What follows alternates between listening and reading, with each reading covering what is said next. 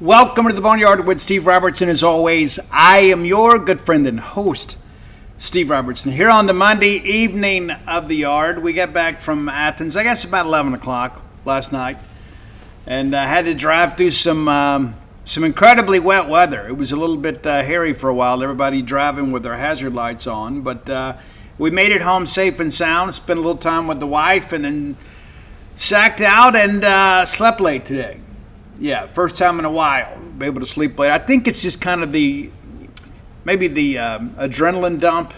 You know what I mean? You interject so much emotional energy into the things you're passionate about, and for me, that's Mississippi State sports. And we had a great team.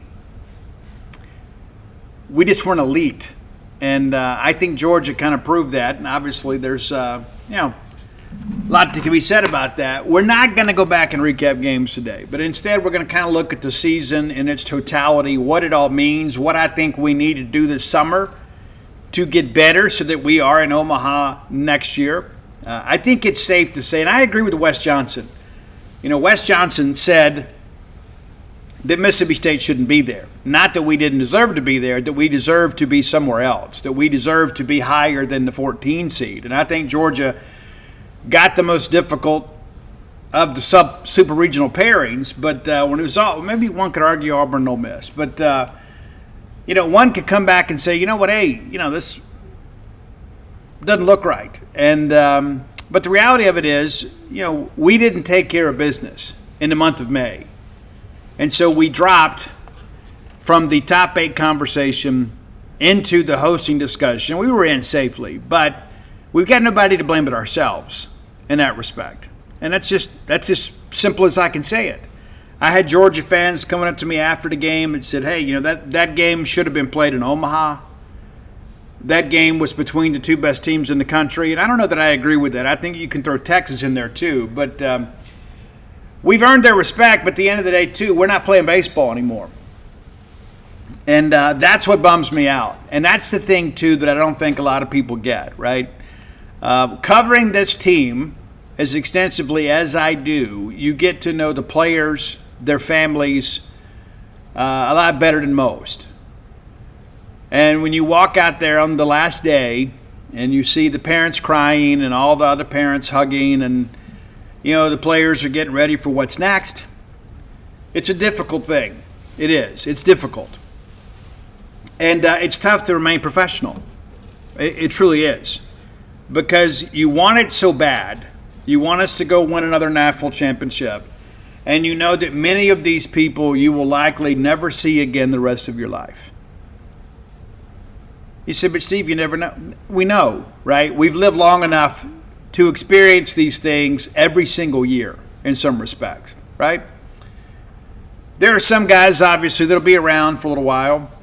Maybe there's some guys that, dating a Mississippi State student or a young lady from our area. They'll pop up every now and again. They'll come back in the off season to spend time with their friends, but eventually they move on. I remember Jake Mangum talking to Jake just a couple years after he had left Mississippi State. And after that 2021 team won the national championship, there weren't a lot of people that had a connection to Jake other than being fans themselves. That Jake had a place here, and he comes and works out in facilities and things like that in the offseason. But, Jake's not around a whole lot because he's out playing Major League Baseball. And there are other guys out there that decide, hey, we're going to make Starkville our home. Starkville's where we met. We had a great time here. We're going to stay here. But there are some people that maybe the only time you're going to see them is at a reunion or an alumni game. And that's a difficult thing to take. Somebody that has really been a part of your life for the better part of 2 to 3 years, now all of a sudden they're gone. And that's what life does to you, right? The path is the path. And we're so grateful that for a while we shared the path together. But it doesn't make it any easier when it's all said and done, when it's time to say goodbye for what may be the last time. Let's thank our friends at Bulldog Burger Company. It's going to be back in Starkville so I can have some Bulldog Burger Company. And I'll have some within the next 36 hours. I'm not sure if it's dinner or lunch or tomorrow night dinner, but I will partake in some Bulldog Burger Company. And I love eating local when I travel, but I love getting home to eat my favorite restaurants in my favorite town around my favorite people. And that's Bulldog Burger Company in Starkville, Mississippi, the home of the Mississippi State Bulldogs. You need to find your own favorites. There is a Bulldog Burger Company in town or on the way to town for most of you, right? And I would encourage you to have the spring rolls as your appetizer. I feel like the season has taken a bit of a toll on me, and my spring roll intake is probably down a little bit. Part of that's because the last couple of times I ate there, I got the chili cheese fries. I throw some jalapenos on mine because I like a little spice in life. Maybe you don't. It's okay. I'm not judging you. But I love the jalapenos on just about anything. And find your own favorites, right? Those new smash burgers are a hit. The Biscoff cheesecake is a hit. You're going to like the new items on that menu if you haven't partaken. And it is summertime. Many of you have cause to come up here, whether it's summer baseball tournaments or band camps or cheerleading camps. There's always a reason to come to Starkville and enjoy the delicacies available to you at Bulldog Burger Company. 3 great locations to serve you: University Drive in Stark Vegas, Gloucester Street there in Tupelo, Lake Hartwell Drive in the Rich and Flowood area. And as always, have those spring rolls. They'll make you and everybody around you better looking. In addition to that, get that chocolate shake to go. You can ride that ride home with a smile. Bulldog Burger Company, the place where people go to meet, M-E-A-T. All right. Now, we're going to be honest with one another. I feel like this team, as we began the season, was capable of making it to Omaha and competing for a national championship. With over 50 games of evidence for us to view, I don't know if that's accurate. Now, I think we could have made it to Omaha if we'd had a little bit better draw, but I don't know if this team was capable of winning a national championship. And I'll tell you why. I think the bullpen issues were simply too much to overcome. And I think when we go back and look at the totality of the season, especially the month of May, that's when it was evident that we were having some issues. And again, not having Ryan McPherson for 2 months and then kind of getting him back less than 100%, that was difficult for us to overcome. Losing William Kirk in the middle of the year to another ACL injury, a guy that at the very least could have eaten up some midweek innings and saved some guys for the weekend, or potentially been a left-handed middle reliever on the weekends, that was difficult to overcome. The injuries are part of the game, okay? You know, your roster flex is part of the game.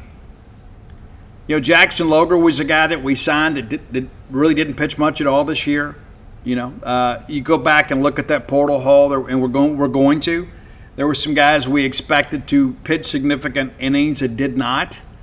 And in the end, the chickens came home to roost. There's only so much that a great offense can overcome. And I think this weekend kind of exposed all of it. And I think it validated our own belief about our team. Number one, we can swing it with anybody.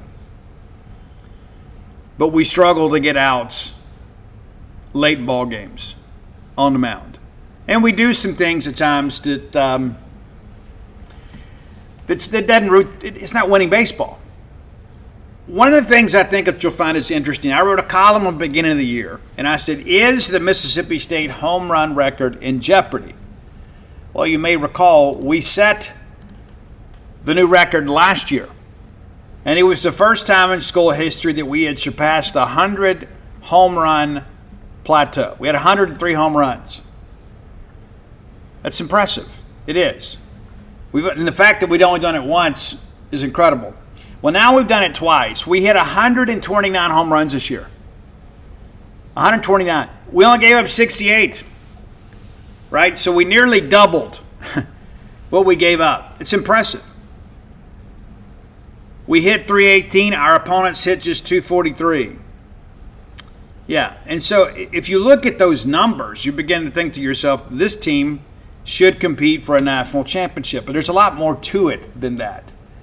And kind of working through this, Bryce Chance led us in hitting this year at 349. And listen, Bryce Chance was never going to be a star, right?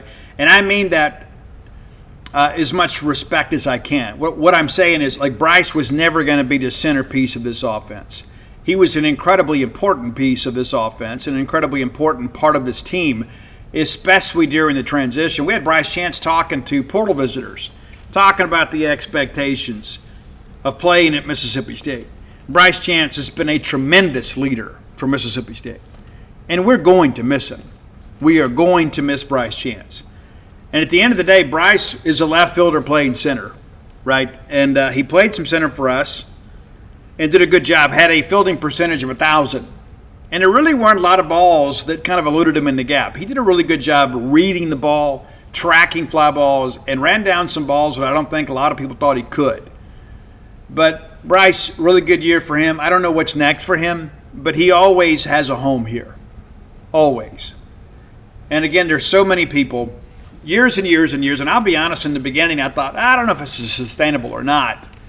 But every year, some of our baseball fans, though well-intended, said, we'll recruit over Bryce Chance. But you know what? We never did. Bryce kept working hard and improving and had a tremendous career here at Mississippi State. He's not going to be a Ring of Honor honoree. He's not. But he is a guy that stuck with Mississippi State because he loved Mississippi State. He loved all of you. And he gave his all for Mississippi State. Noah Sullivan, of course, spent 2 years with us. Hit 13 jacks this year, 46 RBI, and he was 10 of 12 in stolen bases, which is second only to Bryce Chance, who had 13. Noah, in many respects, was kind of one of our biggest leaders, one of our most vocal leaders on the team, and he backed it up with his play. It's one thing to talk, but Noah did the walk. And you could say, you know what, Steve, I expected a bigger year out of him. Maybe that's fair. But he hit 342 with 13 jacks and 46 RBI. And protected Ace Reese a good bit, too. And I thought down the stretch Noah was good.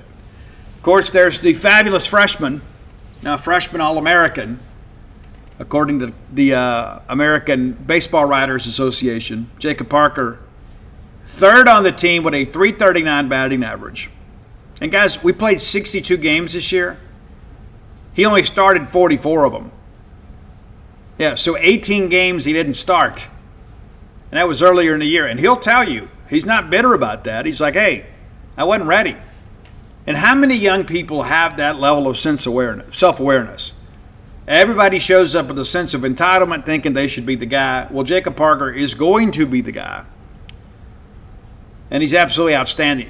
He tied Rafael Palmeiro's freshman home run record with 18, 62 RBI, which was second on the team, and 7 of 10 in stolen base attempts, and 2 of those were kind of purposeful attempts to steal a run. I thought we probably made a mistake with one of those over the weekend. Not him, but I thought we didn't play it well. And you don't want to give outs away. You want to apply pressure, but you don't want to let people off the hook, and we did. And then there's Ace Reese. Ace hit 336, hit 24 jacks, 74 RBI. One of the best offensive seasons in the history of Mississippi State baseball, and that's saying a lot. That's saying an awful lot. Started all 62 games, as he should, scored 73 runs, which is a team high. I can tell you the analytics that the pro scouts use for Ace Reese are off the charts. And some would say, well, you know, Stevie, he didn't have the year I thought he would. Well, I don't know what you were expecting. Only been 2 players in the history of our program that went 20 and 20. Ace Reese is one of those, and Clark and Palmeiro are the others. Maybe I'm forgetting Brent Rooker. But my point being, Ace Reese, I remember when we committed him out of Houston, I had a Major League Baseball scout tell me, Steve, you don't know what a big deal this is. This guy's a future first rounder. And then, of course, people are like, hey, we didn't get enough impact guys in the portal. And now here we are, Ace Reese, a 2-time All-American, and done some historic things in our uniform. And we are absolutely going to miss him. Garrick Fry, of course, transferred in from North Alabama. Hit 325 for us and 12 jacks, 47 RBI. I don't know how many leadoff hitters in the country had double-digit home runs. And it took a while for Garrick to kind of settle. Because, you know, we started the year as James Nunnally was our leadoff guy. Then we went to Aiden Teal. Then it was Bryce Chance for a while. This lineup really kind of solidified with Garrick at the top. And he is a very, very, very good young man. And done some incredible things for us. And the thing that I go back to is, like, he was, you know, career third baseman. And last year he had never played outfield. And he's like, I'll give it a shot just to be in the lineup, and actually did a pretty good job for us. And then this year he worked hard to compete and won the second base job. And Gatlin Sanders, was pretty much your everyday second baseman down the stretch last year and played well, was kind of a punch and Judy hitter. But the fact that Gat Sanders was still such a great teammate, even though he lost his starting position and became basically your de facto pinch runner of choice, I had so many people tell me, man, Gat's just happy to be here and wear the uniform and contribute any way he can. That speaks to that young man's family, speaks to the culture of Mississippi State baseball, and also to the fact that Garrick Fry and Gat Sanders just didn't have beef, right? Reed Stallman hit .318 with 13 jacks, 55 RBI, and he only started 43 games. Think about this. Reed Stallman started less games than Jacob Parker. And I remember when we signed him out of Campbell, people were like, oh, what are we doing? He only hit .240. Yeah, look how silly that looks now, right? I mean, we talked about it then, how the analytics just kind of favored the fact that there was more in the tank there, and there proved to be. And, man, what a great job that Reed did for us. And I thought defensively, really in the last 6-7 weeks of the season, he was absolutely outstanding. Ryder Woodson, first year as a starter, and kind of unfairly maligned at times by our fan base. He's had some ups and downs. There's no ifs, ands, or buts about that. But 272 average, and he had 9 jacks and 41 RBI. He'll be a double-digit home run guy next year. And yes, barring something totally unexpected, he will be your shortstop next year. Vito Valencias, I'll be honest with you, he proved me wrong. Started 29 games, played in 38. Of course, when Aiden Teal got hurt and kind of fell out of the lineup, it was Vito that stepped up. 7 jacks, 30 RBIs, and he hit .372. Yeah, 38 games played, 29 starts, and he hits .372. Andrew Raymond, of course, is now in the transfer portal, but that's another guy that came in last year to compete with Kevin Maluski. Blake Bevis, a guy that hit .346 for us in a limited amount of time, 5 jacks, 23 RBI. Drew Wires, another guy that people were excited about because he was Conference Player of the Year last year. Hit 4 jacks, 16 ribby, of course, the big one against Texas. Sean James, of course, the guy that transferred over from UVA, appeared in 26 games, started 13, also had a home run. Aiden Teal, a guy that we thought had all-SEC potential, and it'll be interesting to see what happens with him because of the fact that I don't think that he did enough this year to really magnify his Major League Baseball profile. I think maybe he needs another year, but he loses a lot of leverage. It's an interesting situation, but he only hit .294, 5 jacks and 22 RBI, started in 45, appeared in 38 games, and really became a defensive replacement for us late. But we really expected him to be an all-SEC candidate. And illness and injury kind of derailed those plans. James not only started out as your everyday right fielder. People forget it was Chance, Teal, and Nunnally is the starting outfield for a while. Nunnally was the de facto leadoff hitter for a while. His contact rate is outstanding, but he hits too many ground balls. It's one thing we got to work on is turning those ground balls into line drives. He had .241. 1 home run, 5 jacks. And then Kevin Maluski, still with a crazy stat line, 34 hits this year, 13 of them are home runs. So for every 3 hits, it's a dinger, right? It's crazy. And that's a guy, too, that he may get some calls late. It'll be interesting what he could do. I think that he is a guy that could probably make more money in NIL and rev share than he could with the MLB contract. And I think if he comes back next year, MLB will still be there. But also he could improve his stock. But, just looking at that offensively, it's like you get a little nostalgic about all this stuff, right? And we'll always remember these guys. On the pitching side, hey, we didn't say goodbye to too many guys because just about everybody's going to be back, right? Tomas Valencias, obviously, will be back. Duke Stone will be back. We mentioned Jackson Logan earlier. He got 1 appearance this year. 1 appearance through 1 inning. Struck out 3, walked 1, and then we never saw him again. Don't know what happened there. Don't know all the details, but I wish he could have contributed a little bit more, and I'm sure he wished he'd had more of an opportunity. I don't know the details about a cast and aspersions or anything like that. Maddox Miller went 4-2 this year with a 2.45 ERA, 25 freshman innings, and he hadn't pitched a whole lot. And one of the things that I think is important, too, is he's never lifted weights before he got here. He is only going to get bigger and stronger. And the fastball and the changeup are real. Just got to spin the ball a little bit better. That'll come in time. I think the next year is going to be extremely important for him. And I think maybe he's your Tuesday guy next year because you feel like you know what your weekend rotation is going to be, with McPherson and Tico and Duke. And all those guys are going to sign a pro contract after next year, right? But you let Maddox be your Tuesday guy, and then if you need somebody to be a spot starter on the weekends, he can handle that. And then you groom him to be a weekend guy in 2028. And this is another guy that's going to sign a pro contract. I mean, he has a plus changeup. Like people, well, they have changeup. Well, he has a plus changeup. MLB scouts will tell you he's a plus changeup. You don't see changeups with the shape and arm speed that he has very often, especially from the left side. It's crazy. And so his best days are ahead of him. Peyton Fowler, of course, a guy that we weren't sure how much he could help us. He goes 1-0 this year with a 2.84 ERA, just pitched a little bit. But it'll be interesting to see. Batting average against Peyton Fowler, guys, .091. So maybe there's a little more left in the tank for him. Parker Rhodes, of course, was a little bit banged up at times this year. And he's another big arm that we expect some big things from. He went 1-0 this year with a 3.18. Dane Burns is a guy that got drafted a couple years ago, bypassed that, came to state, had 23 innings, 28 appearances, went 2-1 with a 3.52. Down the stretch, though, Dane had some struggles for sure. And there's Ryan McPherson, 4-1, 3.56 ERA. And again, you wonder where we'd be right now if Ryan had been healthy all year. Not his fault. That's just what life dealt us. Ben Davis goes 0-2, 5 saves, 3.64. I got people still telling me Ben Davis is going to throw in a big league someday. Big physical frame that can throw a sinker for a strike.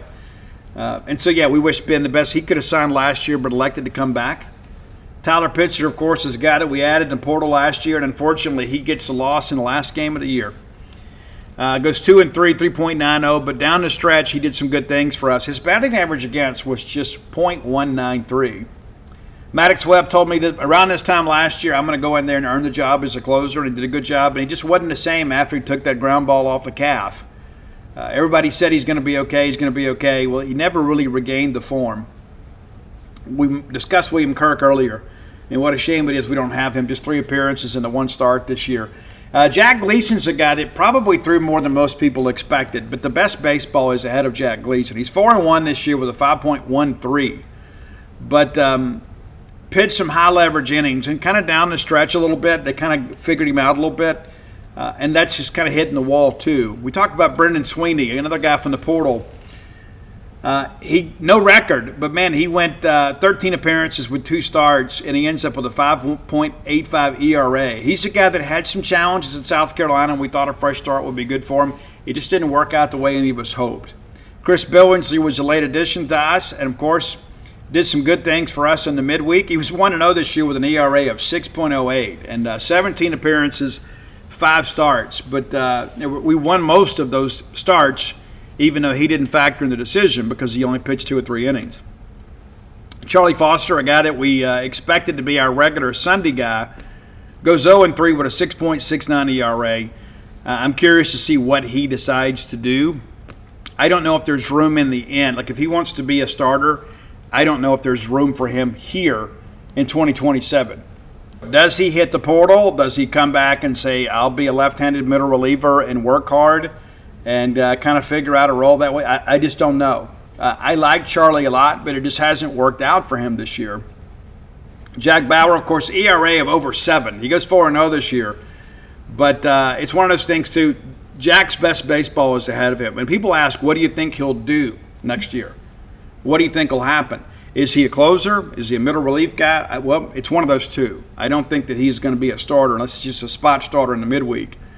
Braden Booth is a guy that had 4 appearances this year and ERA of over 10. And so he's been around for a while, just threw a couple of innings, through at Texas. Not exactly sure what his plans are, but he may be a guy that's looking for a career reboot. And Tanner Bellevue was a freshman this year. We threw him out there, 3 appearances this year. Had a couple of really good ones, but one at Texas kind of got next to him. But the best baseball is ahead of him. What's interesting, too, like you work through all this stuff, man. You look at all these numbers, and you forget that it's like one day. Like it's basically a memory of a day, right? You remember when this guy played and this guy did that. But the reality of it is yeah, we were a great team, and we're going to finish in the top 20.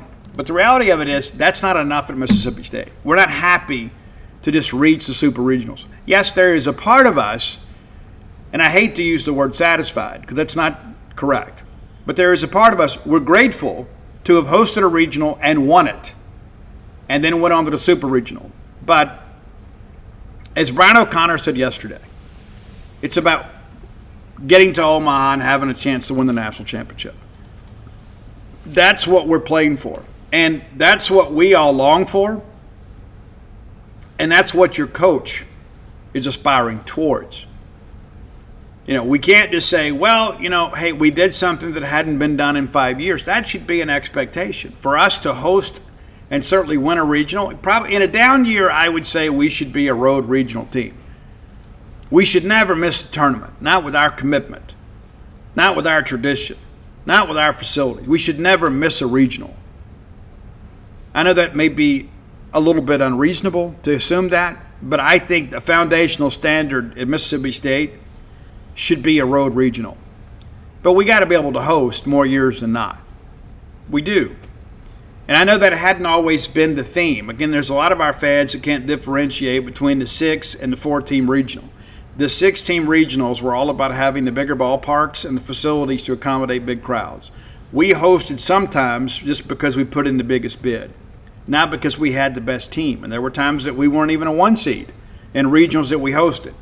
4-team regionals are given on merit, not necessarily on money. And that's important to understand, because if it was about who could bring in the most money, we would host every year. LSU would host every year. Arkansas would host every year, right?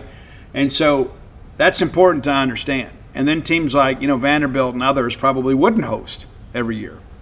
So they've leveled the playing field in many respects. But am I pleased? I would say yes. Am I satisfied? No. And I think it's okay to have both of those feelings. I'm pleased that we did some things we haven't done in a while, and in year 1, it appears we have laid a foundation to do some even bigger things. That pleases me. But am I satisfied with losing to Georgia and not going to Omaha? No. And I don't think anybody should be. It's easy to reconcile the loss of expectations and say, well, at least we did this. And that's true. But I think that's one of the things that holds us back at times, is trying to find solace in maybe missing some expectations that we have for ourselves. And, maybe we expected too much. But I think in the beginning, when you go back, we were a consensus top 5 team in the country. And we'll be a consensus top 10 team in the country next year, considering what we return. How high we are will depend on what we do in the portal, right? And that's a huge part of this. As we begin to kind of put this thing together, we've got to find a way to replace some production that has been incredibly important to this program, and to protect Jacob Parker. And Jacob is going to be back. I've seen some of this. I post a picture of him talking to Daniel Jackson and Colby Branch at Georgia, and people lose their minds. Like, oh my gosh, nothing is going on other than players that respect each other having a visit with their coaches right behind them, congratulating each other on a great season. And all of a sudden, this self-loathing segment of the fan base, oh my gosh, Jacob Parker is fine. Just stop. I get so tired of people constantly forecasting failure. I was there. I'm the one that took the picture. I'm the one that heard the conversation. You weren't. So why would you know more than me? It's crazy. It truly is. But the reality of it is yeah, we had a good season. We had a really good season. There are a lot of people out there that would look and say, man, to play in the Super Regionals, man, it's great. We'd have been so happy to do that. But we're not everybody else. We're Mississippi State. And the history of college baseball is written by those that aspire for greatness, and they work in greatness, and they invest in greatness, and they're not just satisfied with really good. They're not just satisfied with, hey, we had a great season, right? We did, but we want to be elite, and so we can't just say, well, okay, no. Good is the enemy of great, and that's the only way to look at that. And I'm glad that we have a head coach that is like, hey, we're not going to be patting ourselves on the back because we made a super regional. Our goal at Mississippi State is to go to Omaha and win a national championship. It's time for today's Top 10 list. As always, brought to you by closewithblair.com. C-L-O-S-E with Blair, B-L-A-I-R.com. Blair Chandler is my friend, your friend, our collective friend in the mortgage industry. He rides the wave of bulldog emotion just like you and I do. Yeah. But here's the thing, too. When the waves of life come upon you and you are forced to make some decisions about where you're going to live, or perhaps maybe you've said, you know what, let's get off the renting hamster wheel, making somebody else wealthy or at least paying their mortgage, and let's put some roots in the ground and have the dream of home ownership come true for us. The only name to know is Blair Chandler. Licensed to practice in multiple states. He has closed several, and I mean several, loans with Boneyard listeners over the last few years. You could be next. Yeah. Maybe you got turned down last time because maybe you weren't ready, and Blair can help you get ready, or maybe you just had the wrong loan officer. That's always something to consider. Get his 25 years of expertise and know-how working for you. Call him today at 601-500-2344, 601-500-2344.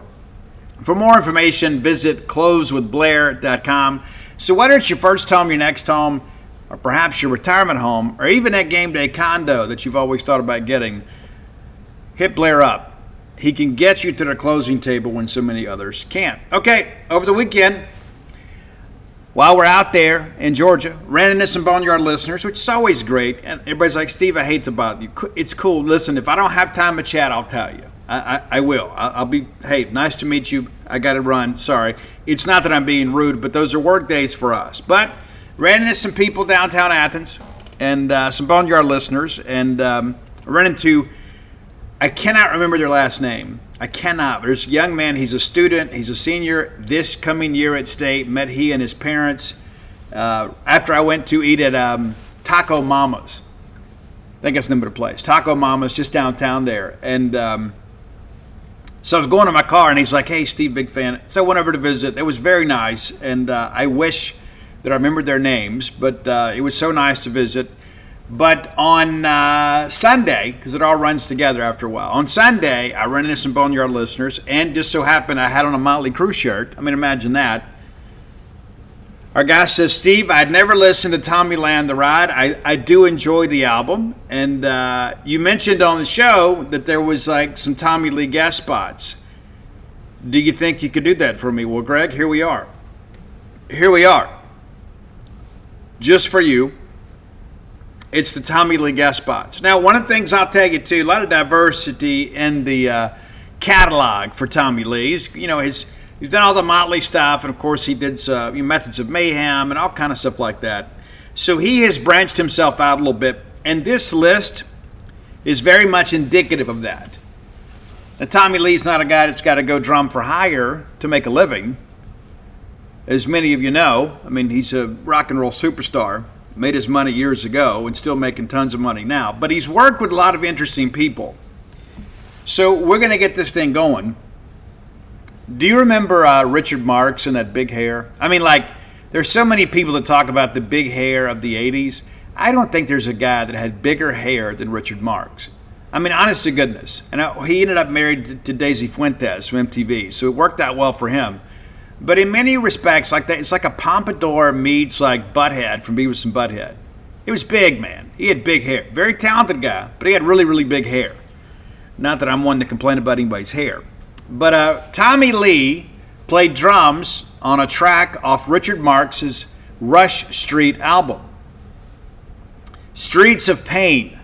That's your number 10 track. And little did you know when you woke up this morning you were going to find out that Tommy Lee and Richard Marx worked together. But here we are. Number 9, this is a very interesting song. It may not be for everybody, okay? I'm just going to just lay that out there. This may not be one of those. It's very interesting, a little bit avant-garde. It's a Canadian musician named Dal Bello, and it's The Revenge of Sleeping Beauty.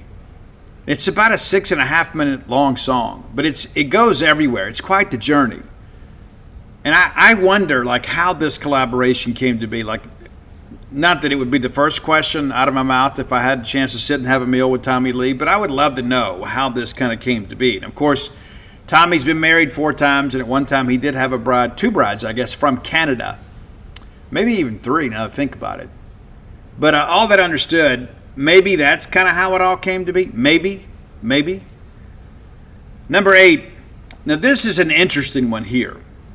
It's not motley at all, right? It's just kind of like, it's not even alternative. It's almost kind of like teen soft rock with a little bit of angst in it.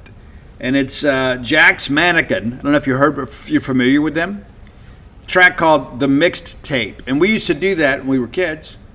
We'd make a tape like for a girl that we liked, and we'd give it to her. Like, here's some songs. Right? It'd always be all these power ballads. And, sometimes we'd work in some Cool in the Gang, like Cherish the Love We Have, But that's what you did.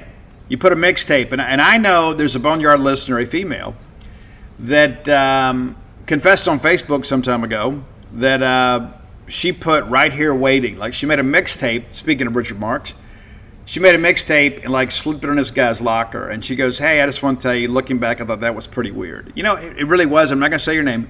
It wasn't. I appreciate the fact that you took your shot. It didn't work out, but I respect the confidence and the fact that you were bold enough to go do it. And I can only begin to imagine your heart beating out of your chest. And I don't know how you got a cassette tape in somebody's locker. I don't remember all the details behind that. But nevertheless, good on you for at least trying, even though it didn't work out. We're all better people for at least trying. Number 7, you remember this album because of the, let's just say the PG-13 version of the song of Forget You. Now, Tommy didn't play drums on that. He didn't. But he did play on the Lady Killer outro, which is not necessarily an instrumental, but it's only about a minute and a half long. But that was his contribution, and it's pretty wild. It is. If you know the album, you know that it's done exceptionally well over the years. All right, number 6, a collaboration with Machine Gun Kelly with an outfit called Halloween in Hell. And this, again, is kind of a little more like that teen rock. And that's MGK, right? Of course, he played Tommy Lee in the Netflix movie The Dirt. So it made sense they would work together on some musical projects. They're friends. But it's a track called Climb, and it's basically about reassuring, the teen romance. I would never leave you. I'd always be by your side. I mean, and honestly, the lyrics are very sophomoric and very basic and elemental. I'm not taking a shot here. But it's interesting that T. Lee is on that track. Number 5, you may not know this. And I suspect many of you don't. You're going to be surprised and you're going to be intrigued. So, you know what, Steve? I think I'm going to go listen to this. Because of the fact that, number 1, it's a band that you knew, many of you from my era, that you knew from the early 90s, and you loved it. You loved them. And you loved so much of what they did. And then you got older and started paying the mortgage and, raising kids. You didn't have time to go out and buy new music. But way back in 2014, a dozen years ago, Tommy Lee played every drum track on the Smashing Pumpkins album, Monuments to an Elegy. It's really good. I mean, listen, it's not Siamese Dream. It's not Melancholy and Infinite Sadness. But it's really good. It's really good. And I think it's worth your time. If you've ever loved the Smashing Pumpkins at any point in your life, I think this album is worth you giving a try too. We're going to go with the track One and All, which in many respects, it sounds like something like in between Siamese Dream and Melancholy and Infinite Sadness. It sounds like that maybe it was an old song that got revitalized. And Tommy Lee, again, played every track on this album, which I think is super cool. More on Billy Corgan a little bit later. Number 4, many of you know Rob Zombie, and you know the work with White Zombie, of course, and you should, right? That's just, if you've been born in this era, you know all about Rob Zombie, and Thunder Kiss 65. I mean, sometimes I just put it on and just bounce, right? But Hillbilly Deluxe by the track Dragula. You know that one. Well, Tommy didn't play on that Hillbilly Deluxe, pardon me. He didn't play on that one, but he has appeared on a couple of Rob Zombie albums, including this one. He had 2 tracks, but we're going to go with Meet the Creeper. Rob Zombie's Meet the Creeper at number 4.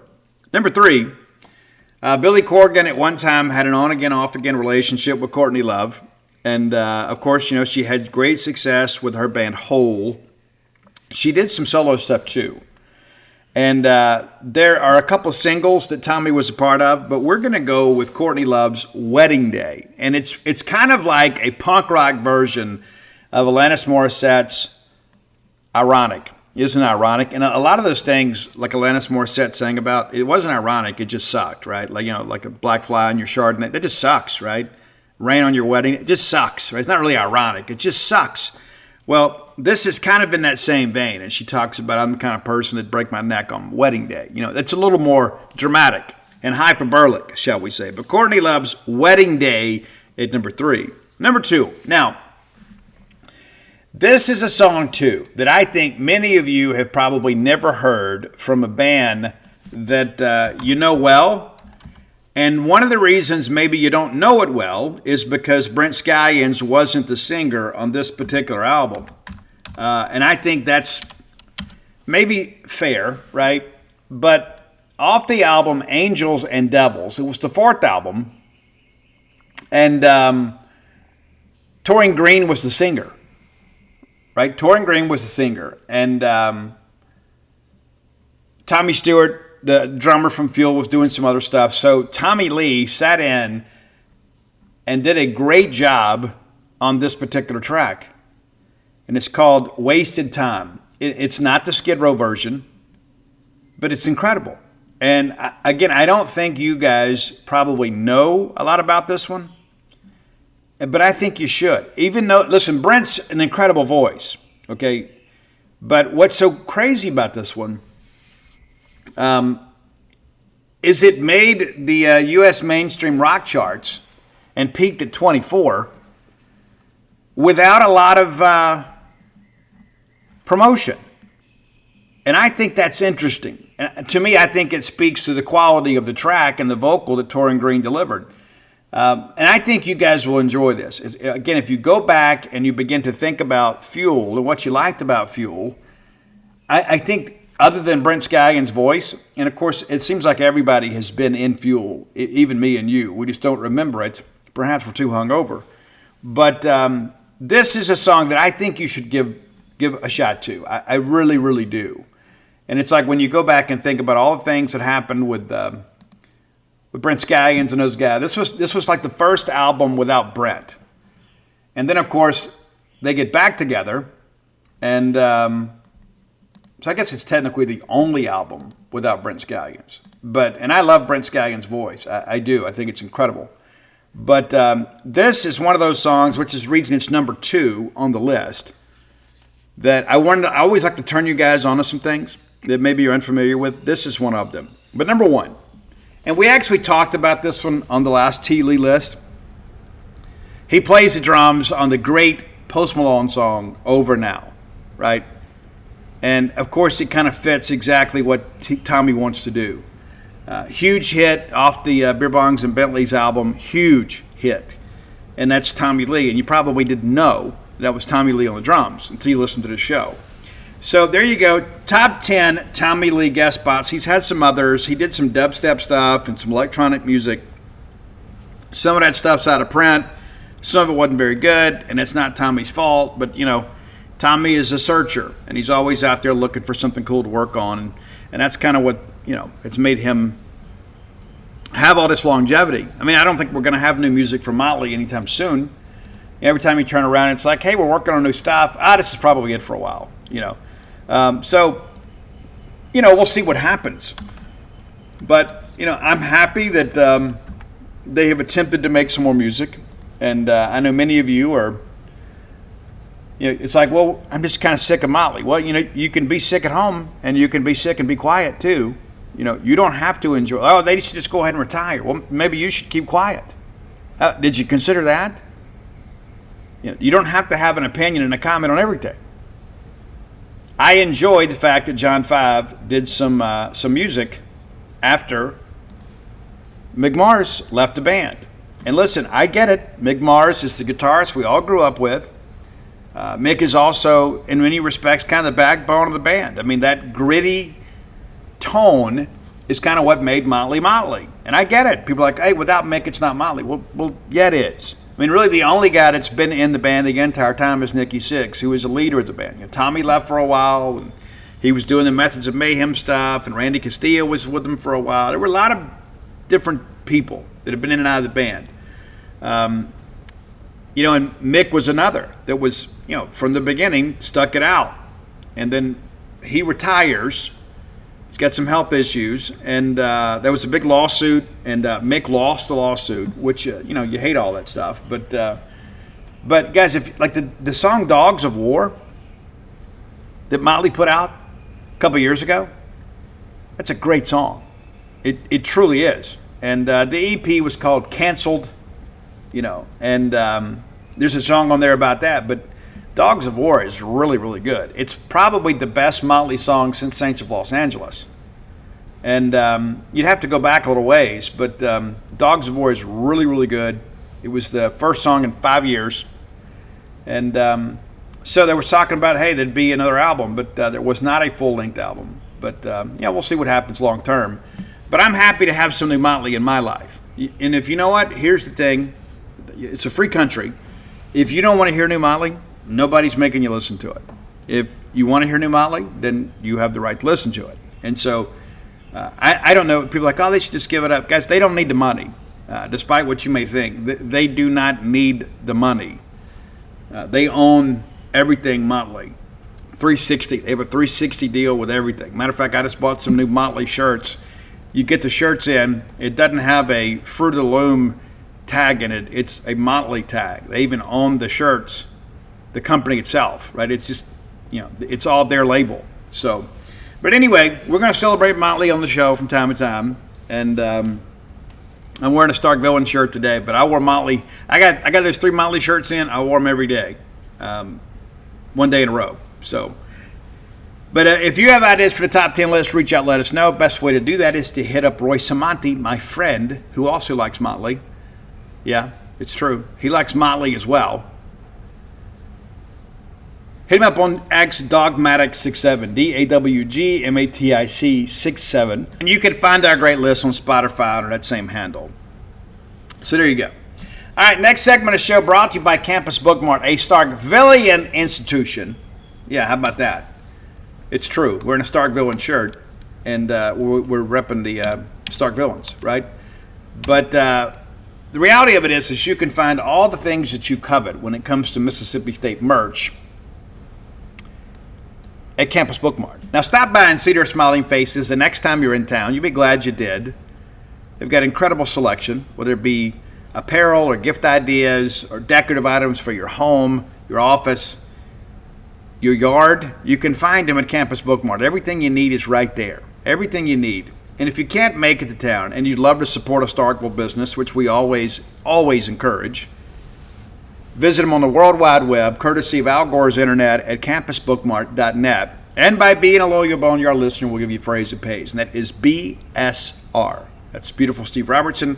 That gets you free shipping on all orders over $75. Any order less than 75 bones, absolutely incomplete. All right. We got to figure out who we're going to cheer for in the College World Series. Now, many of you are going to be like, say, hey, dude, I'm done. I'm done with the College World Series. When Mississippi State got eliminated, then my interest level was eliminated as well. And I get that. I'm the same way about like men's basketball, women's basketball. Like if Mississippi State is playing, I am totally engaged. Once we're out, I'm done. Right, I'm absolutely done. But with baseball and football, it's different for me. And I love those sports. I love them all, but I love those two the most. So I will watch with great interest when the 8 teams in Omaha take the field. And it's so interesting, too. I don't know if you guys have kept up at all, but 7 of the 8 super regionals were sweeps. 7 of the 8. The only one that wasn't was North Carolina and USC. And give USC some credit, man. They ended up 1 win away from Omaha, didn't get to host. Everybody talked trash about them, including me. And they're like, hey, we're going to put a chip on our shoulder and go play. So let's kind of review the weekend, right? So West Virginia just absolutely destroys Cal Poly. And again, I get these people talking about we should reseed. I'm totally against that. The bracket's a bracket. Like you shouldn't be the Cinderella, and then you go upset a 1 seed in their home regional, and then you got to go play another number 1 when you get to Omaha. I just don't get that, right? So the bracket's a bracket.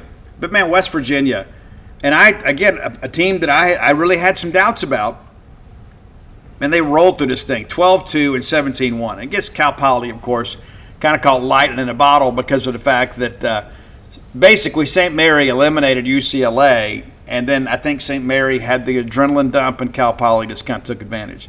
So West Virginia headed to Omaha. They will play Troy.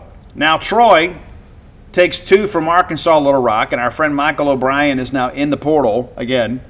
Wish him the best. But Troy wins 12-2 and then 7-2.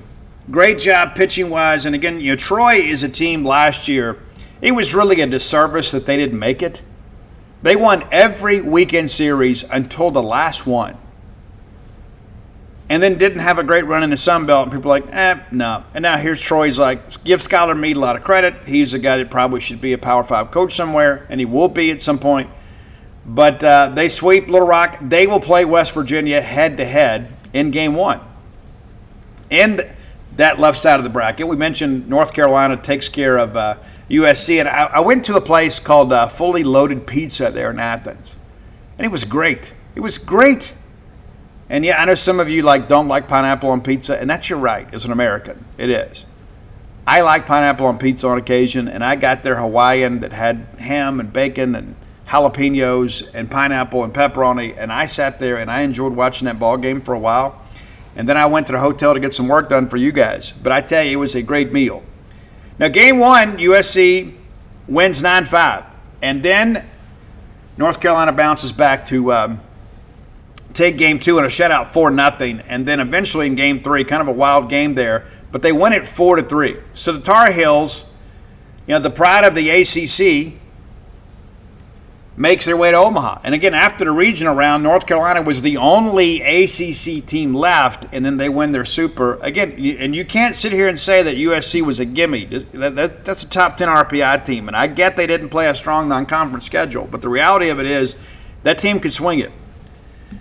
A surprise to me, and I'll be honest with you. Now, and I shared with you guys and other listeners around the state when I was on statewide radio, after State swept Ole Miss, people are like, oh, we got to fire Mike Bianco. And I said, guys, that team is better than you think. And now here they are in Omaha. And then they go to Auburn, and I thought Butch Thompson and those guys would have the pitching plan to kind of neutralize the Ole Miss offense. And they did in some ways, but not enough. And you didn't throw Marciano, right? You threw the 2 guys I thought would give Ole Miss the most trouble, Alvarez and Petrovic. And Ole Miss wins at 6-4 and 5-3. And Auburn had their opportunities, but couldn't cash in. Give Ole Miss a lot of credit, too, on the pitching side. And Hunter Elliott's had some struggles, but, man, this guy in the postseason's been lights out. I mean, and you say lights out, he's won, right? So Ole Miss in a good position here. The problem they have is they get North Carolina first. And whoever wins between Ole Miss and North Carolina long term is going to win this bracket, right? Now, again, I don't want to just, talk poorly of West Virginia. I mean, it's difficult to beat a team that believes in itself. But I think this bracket obviously is the easier one, right? Ole Miss gets all non-conference opponents in that bracket. But UNC is legit. They are. This West Virginia team has played exceptionally well. I just wonder, if West Virginia can pitch it against Ole Miss. How often in the Big 12 did they see, these beer league softball players that can just step up there and just rip it, right? You don't see it very often, right? I mean, Bichetta obviously can swing it. Furness had a big weekend. And then, of course, Troy, we love the Cinderella. I would love for Troy to win this. I would love it. I think it would be great. Again, for you Grow the Game nerds, This is how it's done. You earn it in the framework that's already established. You don't lower the hurdles. Now, let's get to the other side of the bracket, which was formerly known as our side of the bracket. I give Kansas a little credit here, but Oklahoma really had no trouble with them. And I think, hey, it's a historic season for Kansas, but they ran up against somebody, number one, that's more talented than them, that has played more competition than them, and had some bats. And Oklahoma wins at 8-1, 13-2. So they sweep the Super Regional in Lawrence, Kansas, to advance to Omaha. And that's a team early in the year. They didn't get to host, right? They had to go be a 3 seed. Or maybe it was a 2 seed. Anyway, I forget. But anyway, they played the Citadel and then worked their way. They eliminate Georgia Tech, the number 2 seed in the tournament. And then they go take down number 15 seeded Kansas. So nobody can say that Oklahoma didn't earn this. They absolutely did. And they're a team that can go make some racket up there. St. John's, I mean, let's be honest. When we found out that they'd won that regional in Tallahassee, you knew it was over. I mean, right? You just knew it was. Alabama wins at 8-0 and 7-2. And, hey, great year, Johnnies. Great year. But I look at this Alabama team, and again, it's like they have just kind of slithered along like that moccasin in the reeds, man. And you think, hey, well, do they deserve to be a top 8? Well, yeah. And there were times this year on the show I didn't think they'd even host. I thought, hey, but then they beat Auburn. I'm like, holy smokes, right? And now here they are. With 3 years into the Rob Vaughn era, is that right? And they're in Omaha for the first time in a long time. And it's basically an all-SEC foursome down here in the bottom half. Alabama and Oklahoma. It's going to be interesting. It is. Then Texas. And honest to goodness, of the teams remaining in the tournament, and I know some of you say, well, Ole Miss had an easy path. Not compared to Texas. Texas had the easiest path. And again, Ole Miss had to beat Arizona State. They had to go on the road. And then they had to go on the road at Auburn. So it's not like I disagree with some of you that say, well, Ole Miss had an easy path. I just don't agree with that. I don't think it was easy at all. That's my feeling. And you're welcome to feel differently. And they go to Nebraska, who's a good team. But I thought Arizona State would give them some trouble. But that's not what happened. But Texas, they get Holy Cross, Tarleton State, and UCSB. Guys, it's a cakewalk regional. It is. And we talked about it when it came out. Then you get Oregon. And West Coast teams just don't play well historically against SEC teams, at least not in the modern era. And Texas, I watched these games, and I thought they were very entertaining, probably, other than the games that we covered, probably the most entertaining games that we saw, especially that game 2. But Texas beats Oregon 11-3 and then 6-5. And so they would have had a game 3, if necessary, game today, and that works out the way they needed it to. And then, of course, Georgia takes care of us in 2 wild games, and games that we felt like we should have won and we easily could have lost, 13-12 and 11-9. And it's just so wild to think kind of what transpired out there. I mean, you score all these runs and hit all these home runs and you lose both games. I mean, it's really, really rough. And there's some things we got to talk about, It's just kind of the reality of life. We do. And we got to be honest with ourselves, too. And again, I'm not going to sit here and crap on the season. And again, maybe we expected a little bit too much of that bullpen. And we're going to spend some time in the last segment of the show kind of talking about portal needs and kind of portal evals from last year. And I think that's an important thing, too, that we got to be honest about, right?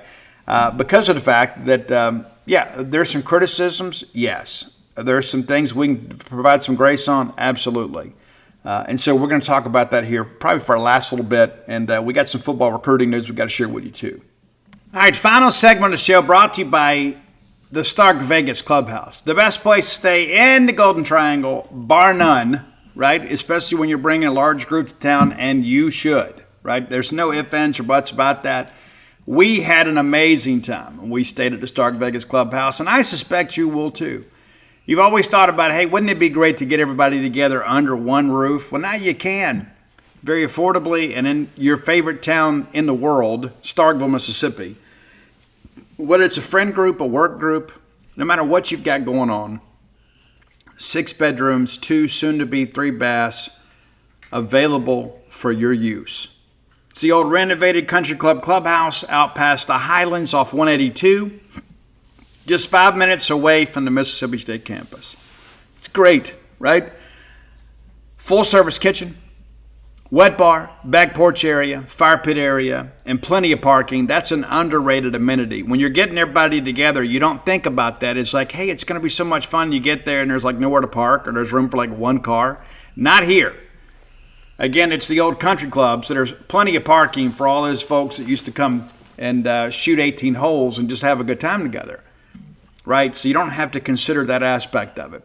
Now, Google the Stark Vegas Clubhouse. When you do, their Facebook page will auto-populate. You can peruse all the pictures of all the amenities available to you and your guest. You'll be glad you did. Also, some booking options will appear too. You can book through Airbnb, Vrbo, or the Evolve website. Now, if you book through Evolve, I can save you some money. Use promo code BSR10, BSR10, get you 10% off your stay just by listening to this show. So rather than have everybody scattered all over the Golden Triangle when it comes to ball game weekends or just your favorite trips to Starkville, get everybody together. You know, you don't have to have a big group. You could just be, yourself, right? You could just say, hey, I'm going to rent this big house and I'm going to sleep in a different room every night. You can do that too. There's no rules against that. But it's so much more fun when you have the people around you that mean so much to you. You need to plan a trip today. Be sure and check it out, the Stark Vegas Clubhouse. Okay. I said that we would spend a little time talking about the portal class and of last year. And that's the thing too. And I think it's important to understand. It's so crazy because we always think, because we want to be positive in what we do, a lot of times we just feel like, hey, it's all going to work out, right? It's all going to work out the way we want it to.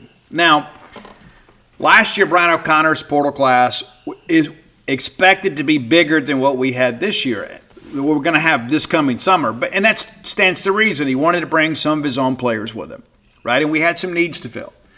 And so you look back, and if memory serves me correct, he may have been the first commitment. But Tomas Valenkas, right? We knew when we got him, we had a bona fide weekend starter. Didn't know if he was the Friday guy or a Saturday guy. Turned out he did a little bit of both.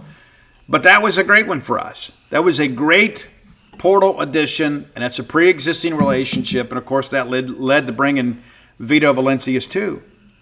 And he proved to be a very good player for us. And again, I think we got more value out of him than I expected.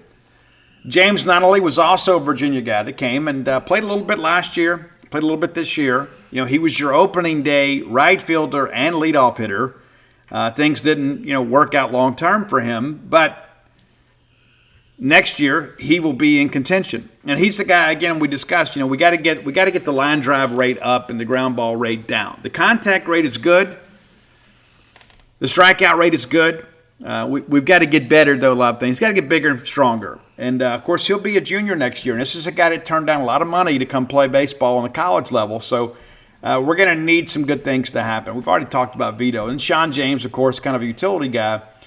And then Aiden Teal. And so the first 5 commitments in last year's portal class were players that Brian O'Connor already knew. And, of course, Aiden had his challenges, and you feel so bad for the kid. Very talented player. And, again, felt like he'd be an all-SEC candidate. Didn't work out that way. Sean James obviously played a little bit of utility stuff for us. But I think when you go back and look at all this, again, he went out and signed the guys he knew first.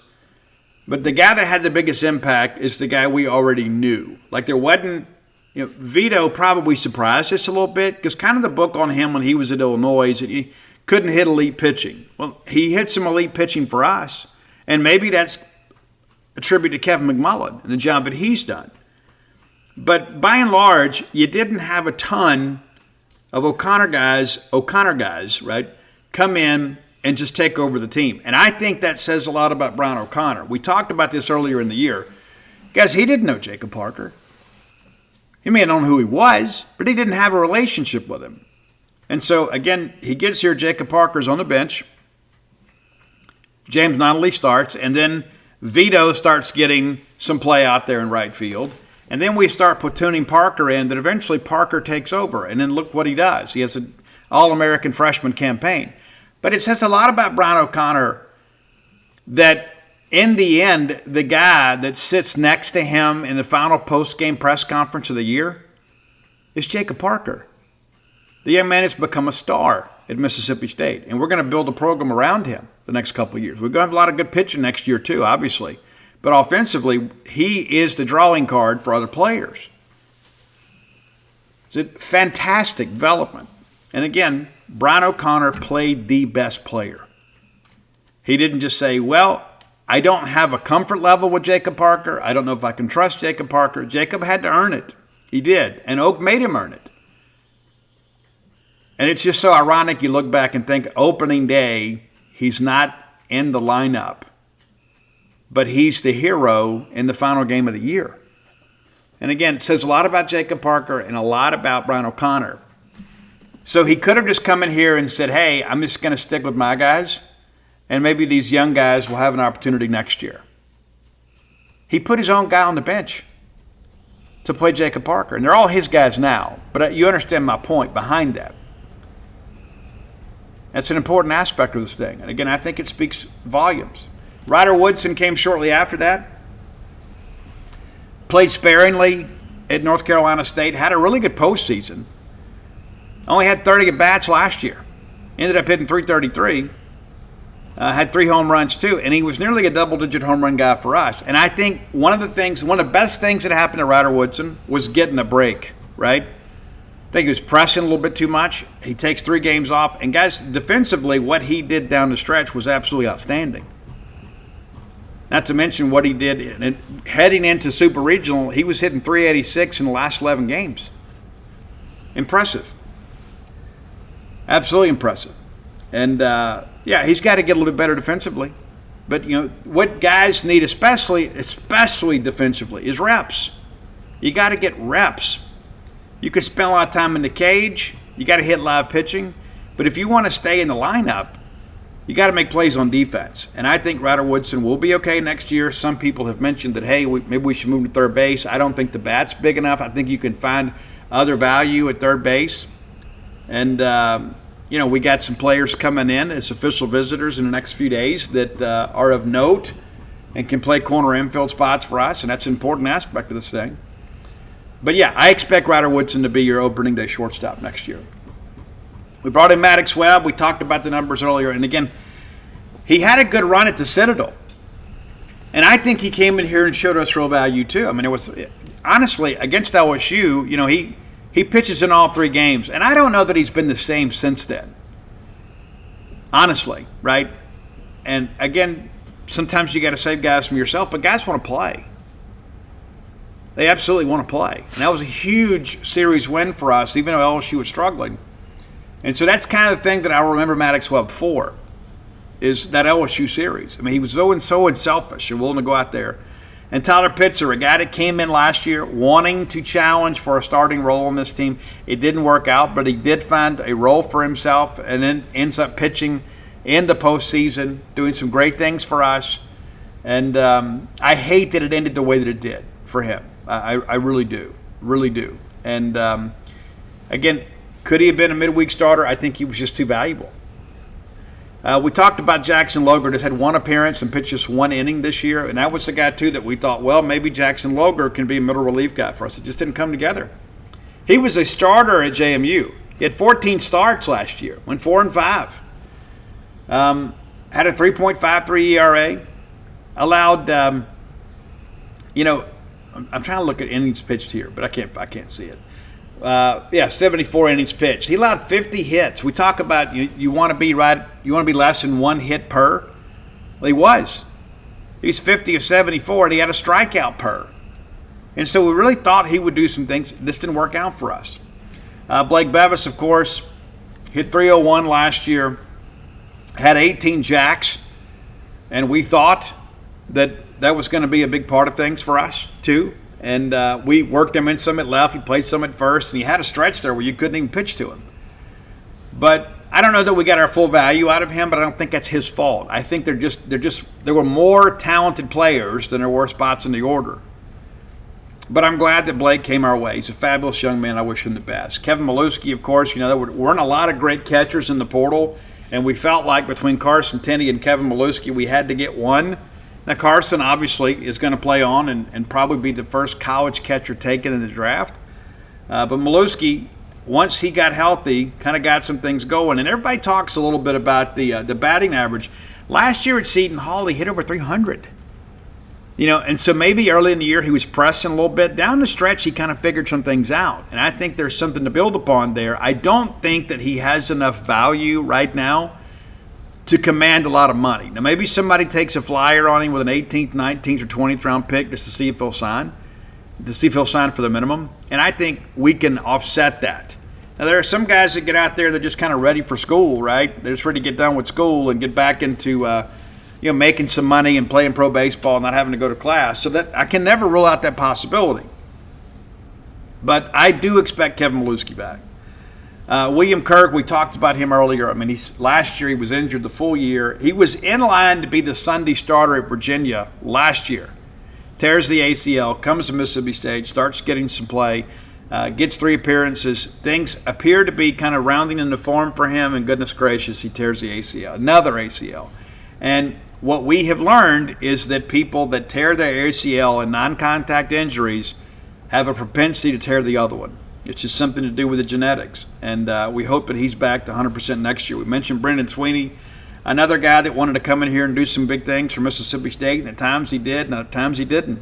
And, Brendan, another good guy. I mean, that's the thing, too.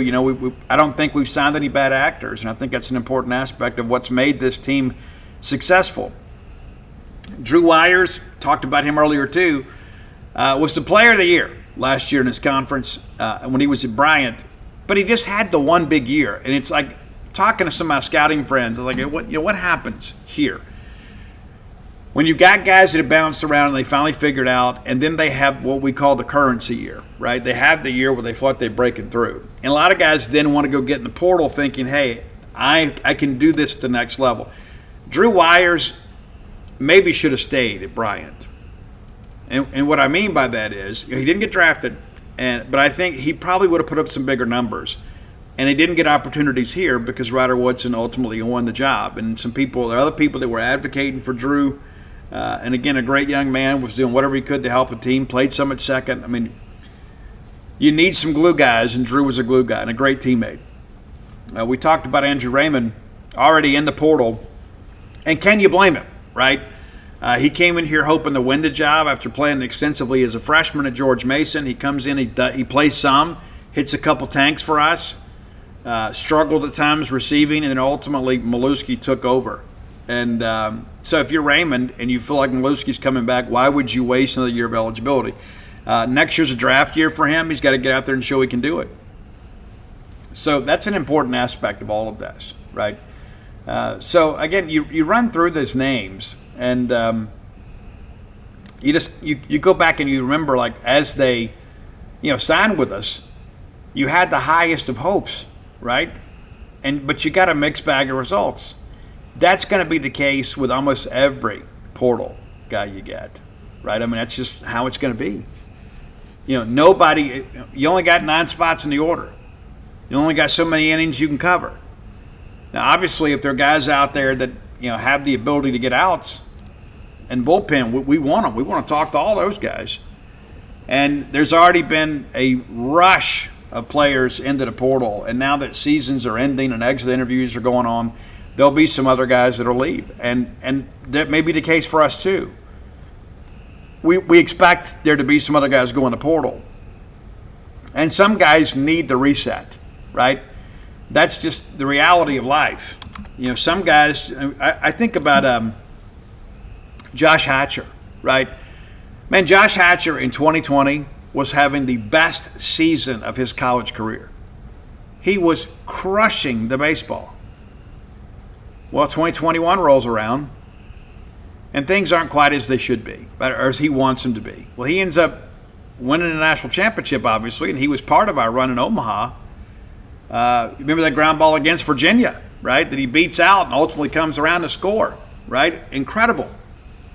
Remember the one when Rowdy rounds second? He's like, Josh, what are you doing? Because they held him at third, and Rowdy hurries back. But Josh Hatcher transfers to Kennesaw State and ends up getting drafted. I don't know what Josh is doing these days, but that was the right thing for Josh. And everybody has to do what they think is right for them, right? That's the reality of all of this. The world's a will to power in and of itself to everybody, right? Everybody has to do what they need to do because you only get a short time in life to play ball. I mean, that's just how it is, right? And so some of you, I know, would be content to just kind of be on a team that accomplishes some great things. I would want to contribute. Like even if we didn't go win a national championship, I would rather be on the field and competing and making a difference. And there are other guys that are just kind of happy to be a part of a great team, to wear the uniform, and I understand it and I respect it. The portal's going to run from June 1st to June 30th, if memory serves me correct here. And so, it gives everybody some time to kind of navigate through the rest of the postseason, and then you figure it out. And it's all going to be over with in about 10 days anyway. And then you've got, you'll know who all is in the portal. And a reminder, we always talk about this. You have until June 30th to get into the portal, not to make a decision. You still have really all the way up to fall enrollment to make a decision if a team is willing to wait on you, but most aren't. They want to get it done. And every year we end up taking some guys after the draft. We take some guys that may get drafted. We take some guys that hope to get drafted and then didn't get drafted. And so there'll be value in the portal after the draft. And I think that's, the draft isn't until July 11th.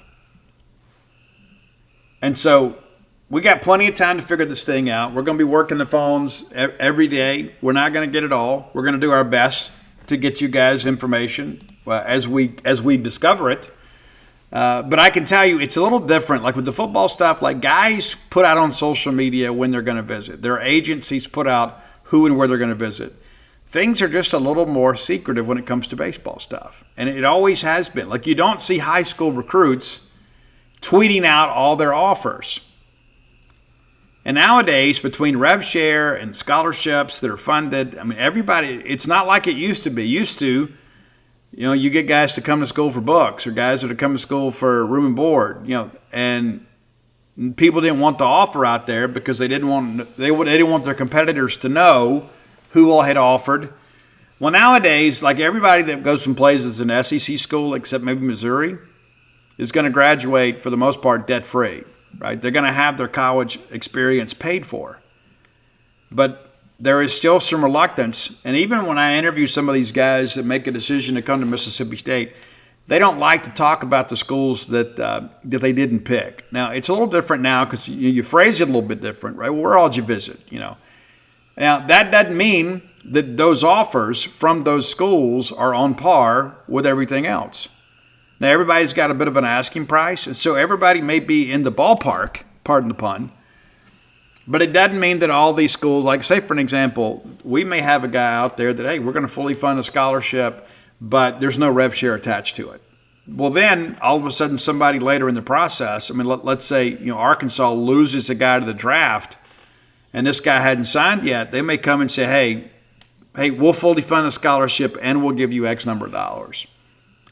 Well, then, they go, right? And that's important to understand that even though everybody's got the ability now to fully fund baseball, not everybody does, but there are some teams out there, obviously, including Mississippi State, that also have committed a lot of rev share dollars to this thing too. So we're going to put a great class together. Obviously, our biggest needs are bullpen pitching, corner infielders, outfielders. And, we brought in, some guys last weekend to visit. And that's always a good thing too, right? But Brady Chrisman is already committed. He's your first commitment towards the Mississippi State portal class. I think there could be some this weekend. We'll see it. You never know with this stuff, right? I mean, it's like you never know when somebody decides, okay, I've seen enough. Let's just go ahead and shut this thing off. But if you don't know much about Brady, let me get you up to speed here. He's a Sun Belt Freshman of the Year. Played at Georgia Southern, and as a true freshman this year, guys, incredible numbers, right? 46 games, and was a starter at 40 of them. Guys, he leads Georgia Southern pretty much in every offensive statistical category as a true freshman. A 6 foot, 210-pound true freshman from Mary Persons High School in Forsyth, Georgia.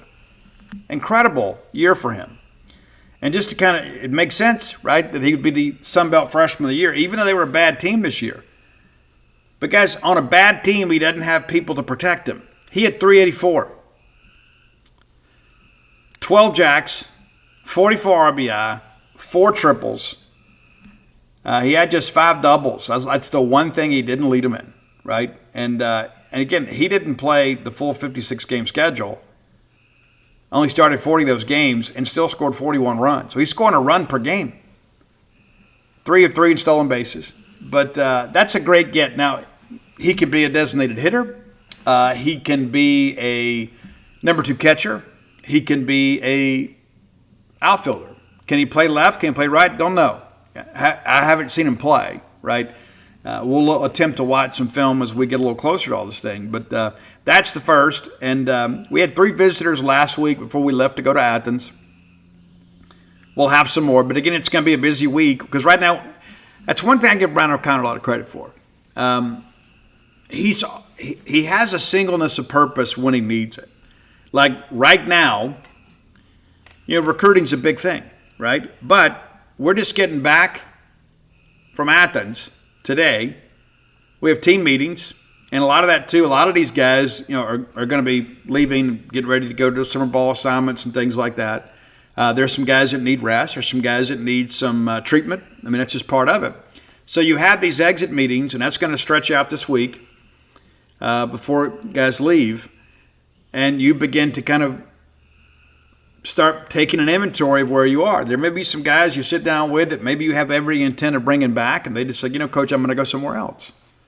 You never know how that's going to happen. And so by the time we get to the end of the weekend, Brian O'Connor will know pretty much what he needs to do. I'm sure he has a really good general idea now about which directions he needs to go. He knows the strengths and weaknesses of the team better than anybody, right? But he will know where the players sit as far as their commitment to come back next year. Now, the majority of them have already decided and have already shared that information. We're not going to do the big social media thing, right, where we have because of what happens. One guy will announce he's coming back, and then all that does is lead to more questions. Well, how come so-and-so hadn't announced? And we went through all this last year, all of this last year. And so there will be guys, obviously, that have already made the decision. It's not a drama-filled decision for them. Like Jack, you think Jack Bauer, Tomas Valenkas, you don't have to worry about those guys. They're going to be back. Jacob Parker is going to be back, right? And so there's no point in getting upset about that and hey, where's the Instagram post on this? How come so-and-so hadn't done anything? I remember last year, Noah Sullivan didn't do anything forever. And I think maybe after the draft he did something. But it's everybody's well, I don't understand. Not everything needs to be communicated. And this is one of those situations here. We don't need it. And we got a bunch of guys that it's already done and it doesn't need to be worried about. And the sooner we can get that out there, the better it is for you guys. But let's be honest about that. Our goal is to win the national championship. Our goal is not necessarily everybody's feelings, right? So I share that with you because it's important to understand. Brian O'Connor has his arms around this thing. Brian O'Connor doesn't need the social media advice, from all the armchair coaches. They don't need it. And so now we get settled. And again, we will have some more guys get in the portal. That's to be expected. And you know what? It's okay. But it's not going to be a bunch, right? We went through a situation last year where Brian O'Connor had to purge some players from the roster because they didn't fit his vision. And that's not an indictment on those guys. And, of course, Justin Parker was here too. And so they can kind of fill those guys in. Hey, this is what this guy was good at. This is what he wasn't good at. And then, of course, I think about Michael O'Brien. Great young man. Great young man. But you know what? We had Aiden Teal coming in. Expected him to be the everyday center fielder. We had James Nunley coming in. So before Brian O'Connor sits down with Michael O'Brien, he already knows, well, Bryce Chance is returning, right? I know Aiden Teal's coming with me. I know James Nunley's coming in. And so when Michael O'Brien sits down and says, hey, I need X number of at-bats next year, and O'Connor's like, I don't know that I can promise you that. And so if you want to go get in the portal and see if you can find it somewhere, then sure. But the bottom line is that it was an honest conversation between two adults, between Brian O'Connor and Michael O'Brien. Michael communicated what he wanted and needed and shared he wanted to stay, but he wanted to have a bigger role in the team. And O'Connor tells him, hey, I can't guarantee you that. You may have some conversations like that this year. And, of course, Michael O'Brien goes to Arkansas Little Rock and is part of a historic team up there. That doesn't mean he's coming back here, but maybe he's boosted his stock a little bit more, may have an opportunity to go somewhere else. Maybe he transfers closer to home. I love the O'Briens. I love them all. Mike, Shannon, everybody. I love them all. So we wish the best for them. But the reality of it is everybody, when they sit down at the end of the season, everybody's going to have a vision of what they want for their future. And if it aligns, then great. And if it doesn't, there's no hard feelings, right? There's nobody right now that you look at and say, that guy absolutely needs to leave our program, right? There may be some guys that have underperformed, but there's nobody that we look at and say this was a bad actor. This guy was a cancer to the team. He was a problem in the locker room. None of those guys exist on this existing roster. And that's important to understand. And I think it's important you guys know that too. We've had some guys at times that have been a bit of a challenge. Yeah, it's true. And when you're the new coach coming in, you don't want to deal with drama. And you got guys out there that hey, if you're producing, we can kind of deal with a little bit, right? But if you're not producing, you hadn't had a big role in the team, and you're kind of a malcontent, we got to move on. And we've already gone through that aspect of it, right? We've gone through that last year. So we've laid a good foundation, as O'Connor said on Sunday, and now we push ahead. And so, again, I don't think it'll be as big a portal class. It's not going to be tiny. It's not going to be a Vanderbilt like 5-6 players. It'd probably be, 10 or so. I would set the over and under at 10. I don't think we get to be 15, 16. I just don't think that's the case. I don't think you have those many needs because you've got a really good class coming in. But you need some production offensively to replace what you've got outgoing. And, again, we've got some guys already playing summer league ball and doing well, and we'll have some updates for you on that over at genespage.com. If you hadn't done so, visit dutynoblebook.com. You get signed copies of all my sports titles there. It's Flim Flam, Stark Villains, Alpha Dogs, Dog Pile, The Dude, and the personal memoir, When the Bottom Falls. Be sure and check that out. And come float with us at True Rest Float Spa Starville. I'm like 3 weeks overdue to get a float, and the bride has kind of recognized that too. So I'm going to get in there and float later this week. I was going to float tomorrow, but she's kind of booked up when I want to be there. I think we got like 16 or 17 on a Tuesday, and we're very grateful for that and appreciate everybody that has frequented the business and shared the Facebook post and your experiences. And again, one of the things that I think people are learning is how well that I'm married, and I'm very blessed in that respect. But you give her a call at 662-268-7601. Speak directly with my lovely wife, Dana. She can answer any questions you have about floating. She can get you on the schedule. You can always just book online, but we do encourage you to check your email because there's some important documents for first-time floaters that need to be filled out. There's some directions. And after you've done all that stuff, you can just kind of come when you want to. And, of course, the next aspect of this thing is genespage.com. Come join us over at GenesPage, 60% off the annual subscription price now. Be sure and check it out. Nobody's going to give you more comprehensive coverage of Mississippi State athletics than we are, and we have proven that year after year after year after year. But until next time, let's all live our lives in a way we make more friends than enemies and people can see a difference in the way we live.